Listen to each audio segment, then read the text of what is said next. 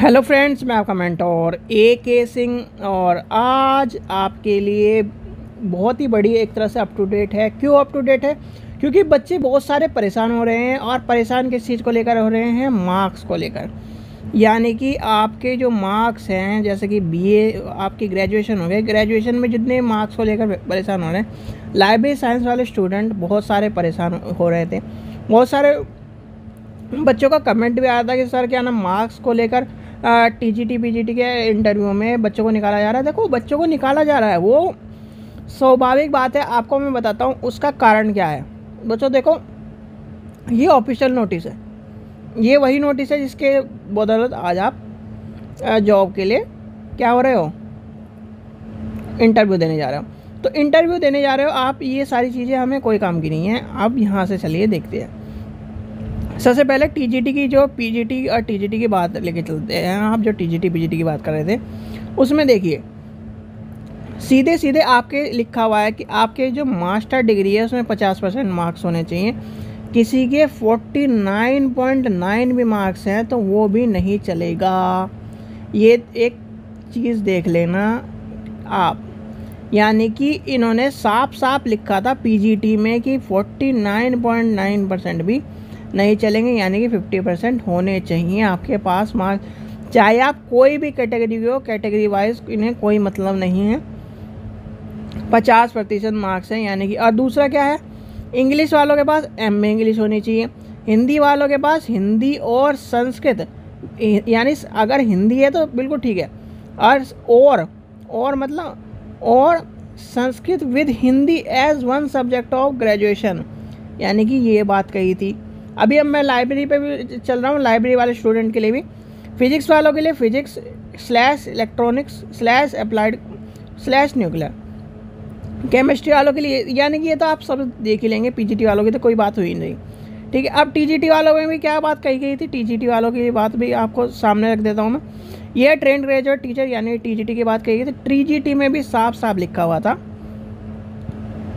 ये देखिए, bachelor degree with at least 50% marks in concern subject, यानी कि सब्जेक्ट के कॉम्बिनेशन में। यानी कि देखिए, अब सब्जेक्ट कॉम्बिनेशन आपको मैं इसका गणित समझा देता हूँ कि बहुत सारे बच्चे कन्फ्यूज़न होते हैं। जैसे CCS यूनिवर्सिटी मेरठ है, CCS यूनिवर्सिटी मेरठ क्या 3 सब्जेक्ट में, यानी कि 3 सब्जेक्ट में ग्रेजुएशन कराती है। यानी कि एक मान लीजिए, एक ले लीजिए हिंदी ले लिया हमने, एक हिस्ट्री ले लिया और एक ले लिया हमने पॉलिटिकल साइंस ले लिया, यानी कि SST कॉम्बिनेशन में दोनों कंप्लीट हो गए। अब ये जो कंप्लीट कॉम्बिनेशन बन रहा है, इसमें आपके 50% मार्क्स होने चाहिए, ठीक है। और ओवरऑल भी 50% मार्क्स चाहिए। इसमें लिखा हुआ है 50% मार्क्स इन क्या, concern subject, combination of the subject and, यानी कि एक तरह से सब्जेक्ट में, यानी कि आपके जो सब्जेक्ट है उसमें 50% मार्क्स चाहिए। और जैसे ये दे रखा है 2 सब्जेक्ट होने चाहिए आपको, हिस्ट्री होनी चाहिए, political, history geography economics political, which history और ज्योग्राफी, यानी कि हिस्ट्री और ज्योग्राफी तो होने चाहिए। ये नहीं कि आपने इकोनॉमिक्स और पॉलिटिकल ले लिया। ये भी बहुत सब चीज़ों को ध्यान में रखकर चीज़ें बनाई जाती हैं, क्योंकि हिस्ट्री और ज्योग्राफी हर हालत में SST में आनी है। और ऐसे ही का था, ये कौन सा कॉम्बिनेशन था, एक ये नहीं, ये वाला मैथ्स वाला कॉम्बिनेशन, ये जो चीज़ थी, यानी कि 2 सब्जेक्ट मैथ्स के साथ इनमें से कोई से होने चाहिए, तो ये ध्यान रखना। और CTET आपको पता ही है, CTET आपका वो तो आपकी कैटेगरी वाइज है, यानी कि OBC है, SC है, ST है, जनरल है, वो उस हिसाब से CTET में कोई इन्होंने कहा नहीं था, बस पेपर 2 होना चाहिए। अब आते हैं हम अपने लाइब्रेरी वाली बात पर, यानी कि लाइब्रेरी का कहाँ गया, finance assistant, Hindi translator, junior x, library कहाँ गया, ये रहा लाइब्रेरी। देखो बच्चों, ये आपका लाइब्रेरी का था, मतलब इसमें सारी बात कही गई थी, यहाँ पर देख लीजिए, ठीक है। अब लाइब्रेरी वालों के लिए जो लाइब्रेरी का इंटरव्यू देने जा रहा है बच्चा, वो अपने ये कहानी को पढ़ के जाए। यानी कि क्या लिखा हुआ है, सीधे सीधे आप कौन से स्लैब में हैं पहले तो आपको पता होना चाहिए, ठीक है। स्लैब की बात पता चल गई आपको।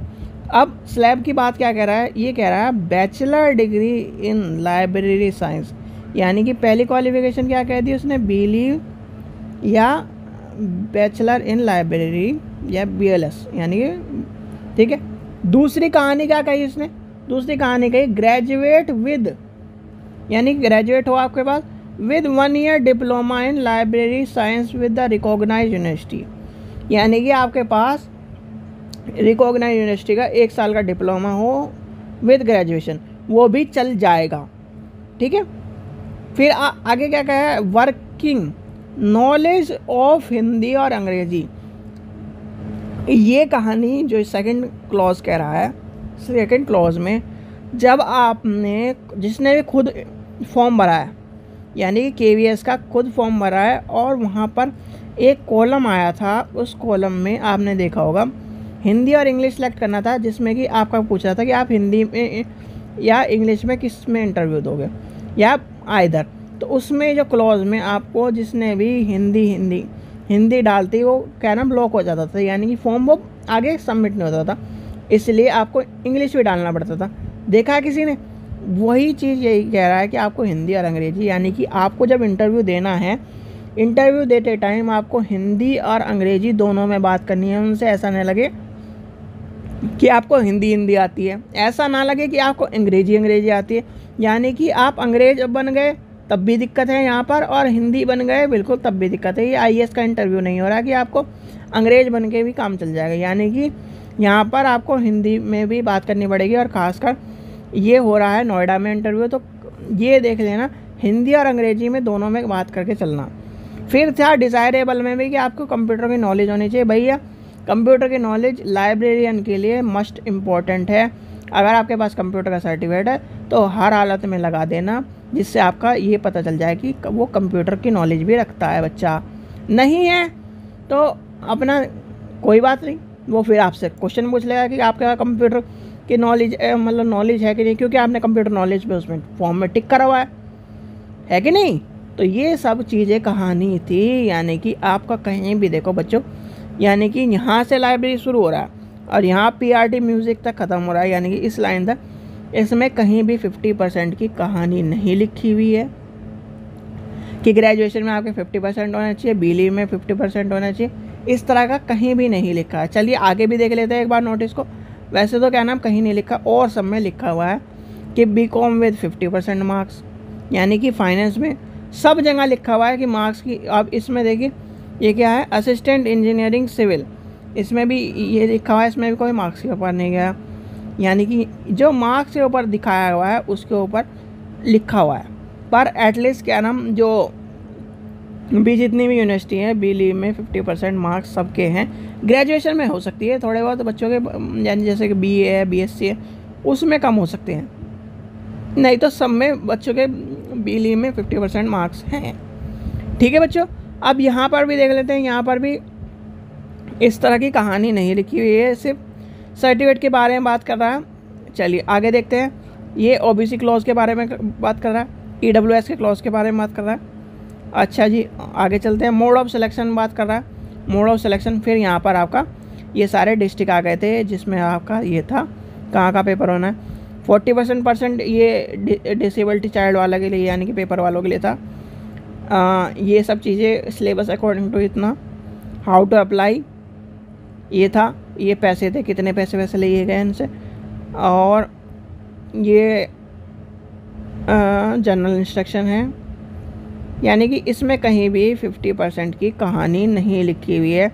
अगर आपको अभी भी असंतोष है, यानी कि असंतोष हो रहा है, तो मैं ये वाला जो इंटरव्यू का या तो आपके पास होगा, या फिर आप इसे एक बार मैं आपके जो अपना टेलीग्राम चैनल है, यानी परीक्षा सहपाठी चैनल का टेलीग्राम चैनल है, उसमें भी डाल दूंगा, आप जाके देख लीजिए।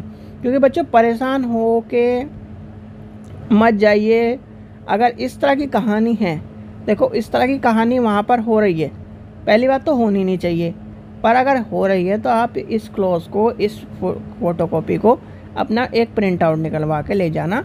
एक कितने पेज हैं, ज़्यादा से ज़्यादा 4-5 पेज होंगे या 10 पेज भी होंगे, आप अपना निकाल के ले जाना कि सर इसमें यहाँ कहीं भी नहीं लिखा हुआ ऐसी चीज़ें, और इमीडिएटली एक एप्लीकेशन लिख कर उनके हाथ में थमा देना, ठीक है, कि इसमें कहीं नहीं लिखा, और सब में लिखा हुआ है 50% मार्क्स, 50% मार्क्स, 50% मार्क्स, ठीक है बच्चों। तो ये चीज़ आप ध्यान रख लेना। और बेस्ट ऑफ लक स्टूडेंट्स जो भी इंटरव्यू की तैयारी कर रहे हैं, मैं अभी से बेस्ट ऑफ लक कह रहा हूँ आपको।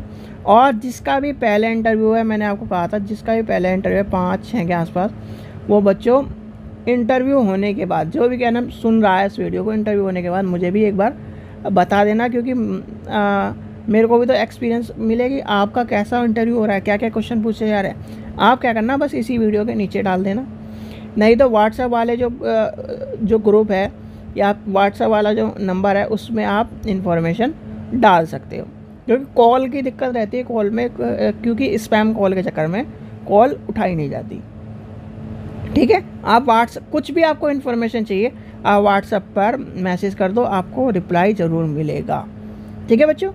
आशा करता हूँ आपको वीडियो पसंद आई। वीडियो पसंद आई तो लाइक करें, चैनल को सब्सक्राइब करें और वीडियो को ज़्यादा से ज़्यादा शेयर करें। कोई भी दिक्कत हो आप बेझिझक टाइम, यानी कि आप रात को मैसेज करोगे, मैसेज रात को कर सकते हो, क्योंकि व्हाट्सएप पे तो ऐसा है भाई दिन में उठूँगा मैं तब देख लूँगा, वैसे भी रात को आपकी ज़्यादातर वीडियो बनाने में टाइम रहता है मेरा, तो आप इसलिए परेशान ना हो, ठीक है। Thank you.